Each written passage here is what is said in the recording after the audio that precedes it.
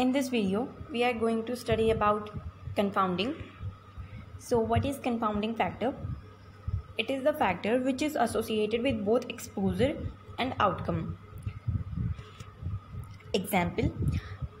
In this example, alcohol is exposure which leads to the outcome of esophageal cancer. In this example, smoking is associated with alcohol and it is also the independent risk factor for esophageal cancer. So smoking is a confounding factor which is associated with both exposure, that is alcohol consumption, and outcome, that is esophageal cancer.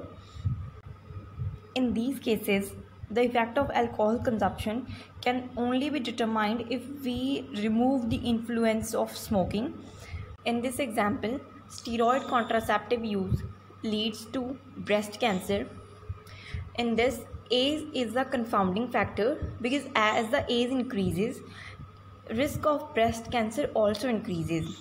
So we have to neutralize the effect of age in both cases and control groups to determine the steroid contraceptive role in occurrence of breast cancer.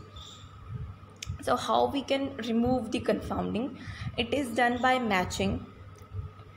It ensures comparability between cases and controls, and the matching is defined as the process by which we select controls in such a way that they are similar to cases with regards to certain selected variables, for example age, sex and occupation.